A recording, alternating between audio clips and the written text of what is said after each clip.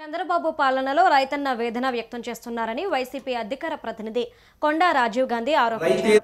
ఉల్లి మొదలుకొని టమాటా రైతు వరకు అందరూ ప్రభుత్వం నుంచి నిర్లక్ష్యానికి గురైన వారే అని అన్నారు. అన్నదాతలని ఆదుకున్నామని చెబుతున్న కూటమి ప్రభుత్వం దానిపై శ్వేతపత్రం విడుదల చేయాలని డిమాండ్ చేశారు. 18 నెలల కాలంలో చంద్రబాబు నాయుడు గారి నాయకత్వంలో రైతు అన్న ప్రతి ఒక్కరూ చాలా ఆవేదన చెందుతున్నారు. ఏ స్థాయిలో అంటే రైతన్న వేదన అరణ్య రోదన అనేంత స్థాయిలో అలో లక్షణాన్ని ఏడుస్తున్నారు. ఎందువల్ల అంటే ఏ వ్యవసాయ పంటకైనా చూడండి, ఏ ప్రాంతానికైనా వెళ్ళండి, ఏ రైతునైనా పలకరించండి, ఉల్లి రైతు దగ్గర నుండి టమాటా రైతు వరకు, మిర్చి రైతు దగ్గర నుండి అరటి రైతు వరకు, మామిడి రైతు దగ్గర నుండి పత్తి రైతు వరకు, చిని రైతు నుంచి బత్తాయి రైతు వరకు, వ్యవసాయ రంగం ఏదైనా, రైతు ఎవరైనా, ప్రాంతం ఎక్కడైనా ఒక్కటే.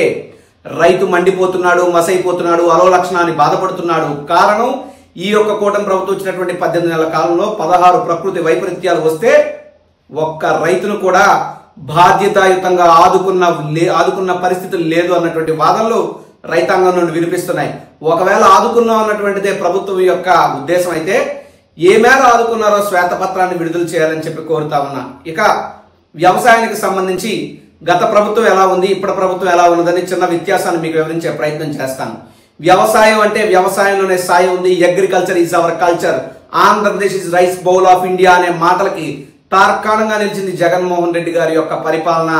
కాబట్టి జగన్మోహన్ రెడ్డి గారి పరిపాలనలో రైతన్నలకి వ్యవసాయం అంటే పండగలా ఉంది, ప్రతి రైతు ఆనందంగా ఉన్నాడు. దానికి కారణం ఏమిటి అంటే జగన్మోహన్ రెడ్డి గారి యొక్క విజన్ తో జగన్మోహన్ రెడ్డి గారు రైతులకు తోడుగా ఉండాలనేటువంటి దృఢ సంకల్పంతో ప్రతి ఊర్లో కూడా రైతు భరోసా కేంద్రాలను ఏర్పాటు చేశారు. వాస్తవంగా రైతు అనేవాడిని బాధ పెడుతున్నారు ఈ యొక్క కూటమి ప్రభుత్వం పెద్దలు. ఎందుకు అంటే చంద్రబాబు నాయుడు గారి యొక్క ఆలోచన ధోరణి.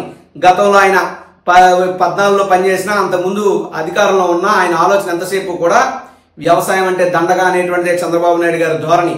ఆ ధోరణి ఇంకా మారినట్టు లేదు. కాబట్టి వ్యవసాయం దండగా అనే పరిస్థితుల్లోనే ఒక దండగ పరిపాలన చేస్తున్నారు. రైతన్నల వెన్నుముక్క వెరగొట్టేటటువంటి పాలన చంద్రబాబు నాయుడు గారు కొనసాగిస్తున్నారు. ఎప్పటికైనా మద్దు నిద్ర వదలండి, రైతాంగాన్ని కాపాడండి అని చెప్పి మేము విజ్ఞప్తి చేస్తాం.